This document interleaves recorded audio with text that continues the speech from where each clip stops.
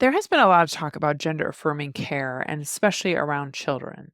So I want to talk today about what does that look like, gender affirming care for transgender children. And first I want to start off by defining child to make sure that we're on the same page of what we're talking about, which I think is some of the problem in the discussion in the media is we use child, but we're not really defining that.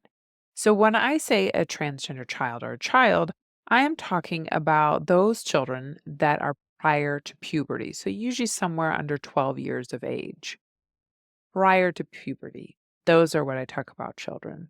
And so, what is happening for those transgender children is if they are transitioning, it is a social transition. That's what I want to discuss today is what does that mean? What is that experience of a social transition? I will bring in some stories of different families that have shared their stories with me that I have permission to share. And I'm going to answer some common questions that I hear like, how do kids know? What if it's a phase? And in describing that, my hope here today is to help you understand exactly what it is that is a social transition, what that means, understand it. And especially for those of you that are healthcare providers, to have that deeper understanding so that when you do have patients, when you do have families that come in with children that are transgender, that are socially transitioning, you have an understanding of what is going on as well as those of you that are adult care level physicians to realize that this first generation of children that transition socially prior to puberty are adults now. That first generation is coming through. And so those adult providers are going to start seeing more and more patients that began their transition as children. And so I want you to understand what that means and what that looks like. So, the first question that I often hear is how could a child know? How does a child know their gender? And so, the American Academy of Pediatrics states that children have an idea of their gender at 3, but it is more solidified their gender identity by the age of 4. Now, that doesn't mean that everyone who's transgender is going to know by 4 because there are other factors, meaning what are the authority figures like in their life? What is the messaging they're getting? How are they allowed to express or not allowed to express themselves, etc. But in general, kids have a knowledge of who they are at a young age.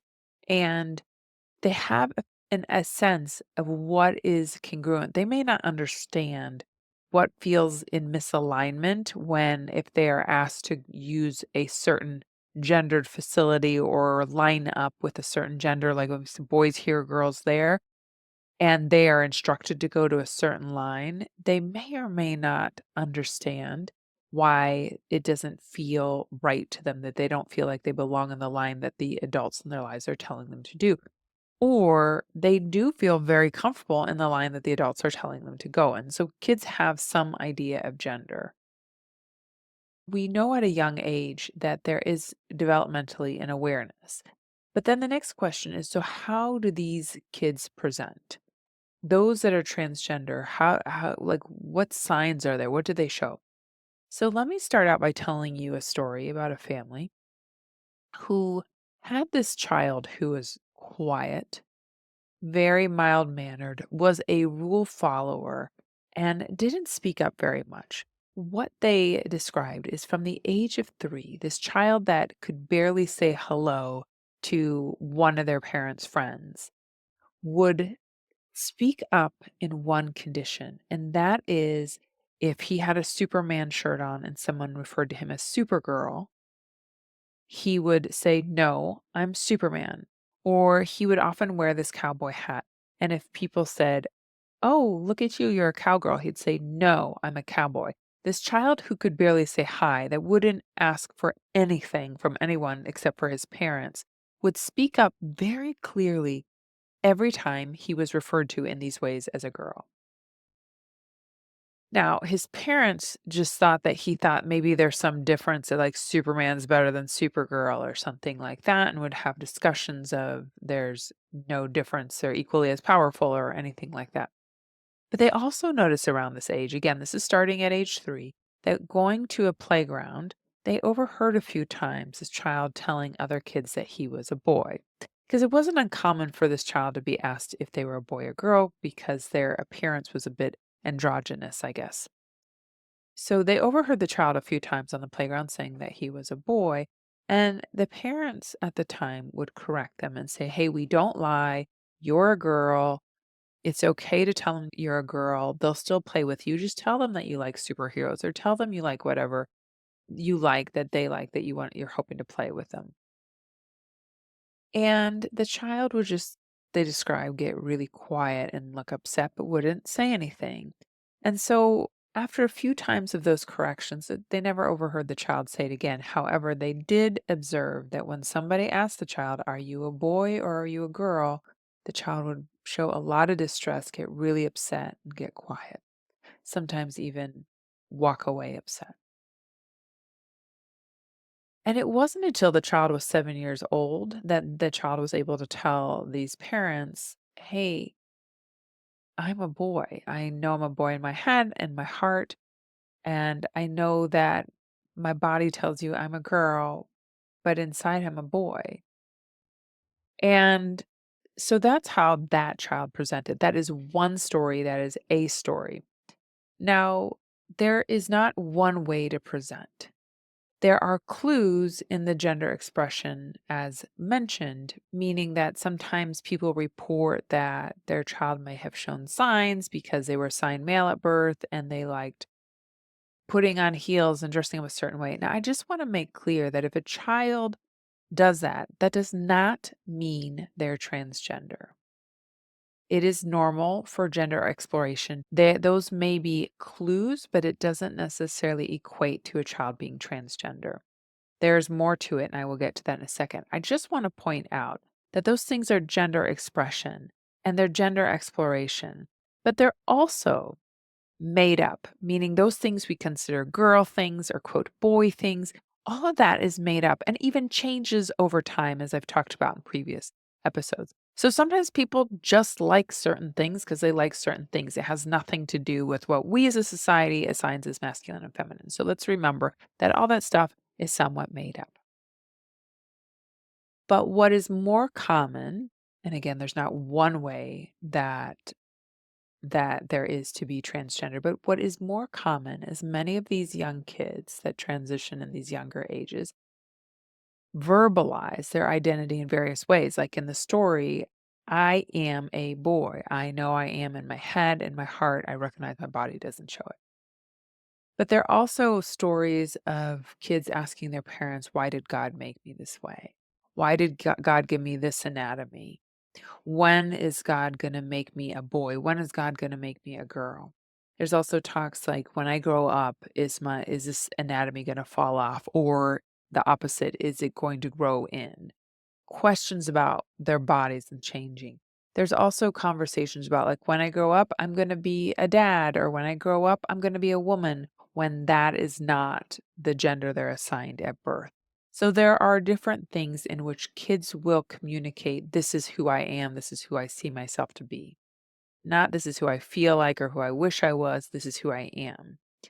And so again, there's not one way to be, but these are some of the things that come to be. And there are even stories of kids being depressed and suicidal at young ages for not being able to live their truth. That is not always the case. Some kids, like in the story, aren't upset, but they are able to communicate there's something there. So the next question is so exactly what is social transition? Which is a great question.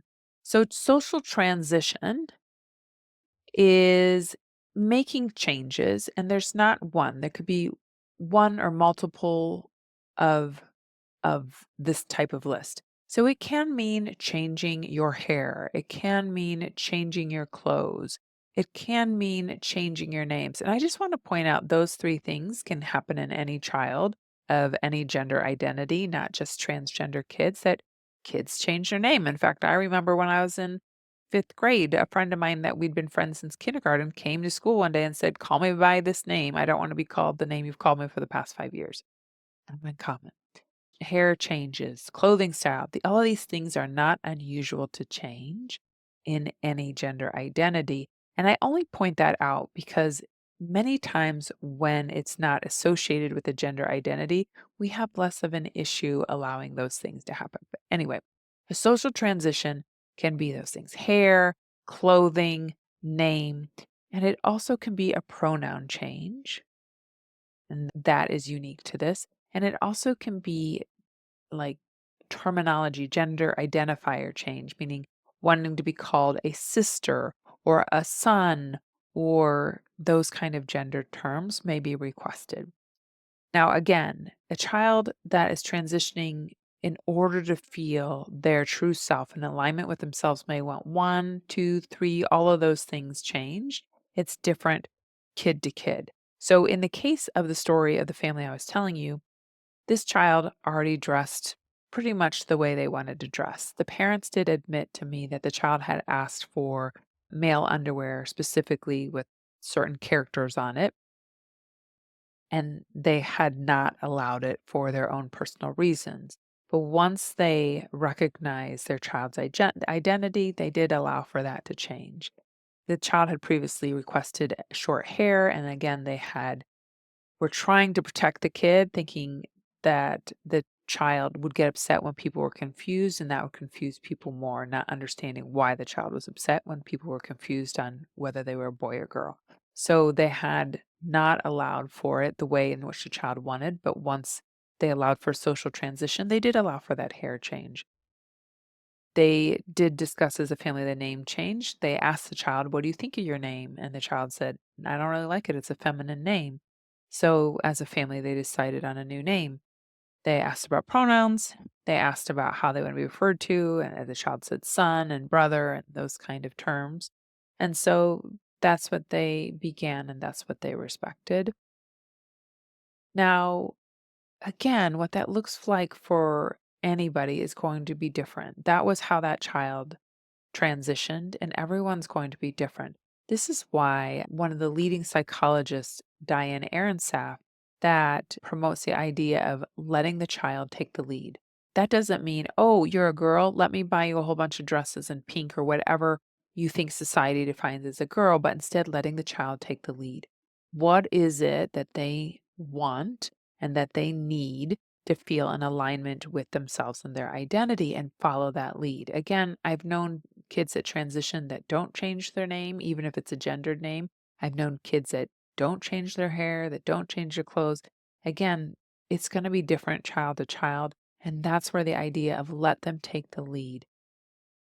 How is it that they see themselves? And I just want to point out that all these things are reversible. You change a name, you can change it back. Remember that child I told you about? They did not transition, but they did change their name in fifth grade. They did end up changing it back to their birth name a couple years later. All these things are reversible. So the next question is this a phase? And I will tell you, the family talked to me about how they did had that question. They did wonder, what if this child changes their mind? I believe this is who this child is. So many things to them made sense because of the years and how the child grew up and expressed themselves. But what if they change their mind? Which is along the lines of, what if this is a phase? And so what they did is they sought professional help. They said, how do we do this? How do we support our child? We don't want to lead them. We don't want to use language that implies that there's something we want or don't want. And so the family was very careful to celebrate the child's courage to tell and be honest with who they are, but not to celebrate the gender. Not, oh, I'm so glad you're a boy. I always wanted a boy, or anything like that. It was just, I'm so proud of you for being able to tell us who you are. And we always want to know that. So celebrating the disclosure, not the identity, is one thing that they did. And at the beginning of the transition, they would ask the child every day, which pronouns do you want me to use for you? How do you want me to refer to you as far as son or daughter? That kind of stuff. And the parents tell the story that they would ask this every day just to let the child know that they had no expectations, that the child would tell them who they are and that's what they would respect.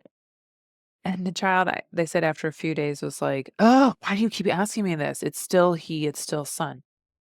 And so they just explained to the child, okay, I won't ask you anymore, but please know that if at any point you feel that's not the correct terms for you, that doesn't feel like who you are, please let us know because that's all we care about is we just want to respect and refer to you who you are, who you know yourself to be. So, to answer that question, how do you know if it's a phase? You don't. There's no like great indicator to know if something's a phase or not. But when we look at the research, there was a research study that was published in 2022 in the Journal of Pediatrics that looked at a group of kids that socially transitioned prior to puberty and then looked at them 5 years out to see where they were. And out of this group of kids, in 5 years, 2.5% retransitioned to identify as what they were assigned at birth. 2.5%, which means that 97.5% of those patients identified as something different than what they were assigned at birth. 2.5%. So very, very low. And the other thing I want to say about this is many times we assume that if someone retransitions to the identity that they were assigned at birth, that there's regret. And the interesting thing about this research is they also published a paper in the International Journal of Transgender Health, also in 2022, looking at the same group of kids, looking at those that retransitioned and looking at what that experience was of retransition. And among it, and granted, it's a very, very small number, but among them, there was no regret. So I bring that out. Now, I think if the study was larger, and again, there's just not that many, but I think as we get more numbers, I do think we'll see regret, if I'm being honest. This is just an opinion. This is not research, but I still think that number will be low. I think many times why we don't see that kind of level of regret says a lot to how the transition was handled, what it meant, and what the support was like around them. Which brings me to the next question. What's the benefit of social transition? Why not just tell them no? Why allow for social transition? So let me go back to this family. So once they recognized and supported the child and took the child's lead in how the child saw themselves and allowed them to socially transition, they talked about their quiet child was still a quiet child. But the child seemed so much happier, so much more comfortable in their skin, so much more confident and was just more themselves. They said the happiness that this child exuded is what you hope for as a parent for your child, that happiness and confidence in who they are. And so this child really blossomed and became more comfortable in their skin. So, what does the research show us the benefit is? In a study in 2016, there was a group of kids that transitioned prior to puberty, socially transitioned, and they were compared against two controls, a control that was a sibling and a control that was a cisgender child of the same age. And compared to both controls, the level of depression among those transgender kids that socially transitioned prior to puberty was at the same level as both controls. So they had no higher risk of depression than their cisgender counterparts. The only thing that was slightly different is they have slightly elevated level of anxiety compared to their cisgender counterparts, but otherwise doing quite well. And again, that's not super surprising to me that their anxiety levels were slightly increased. Many, not all, there's not one way to be, but many of the kids are quite perceptive. They are aware that the world is not always ready for them. So it doesn't surprise me to have some anxiety there.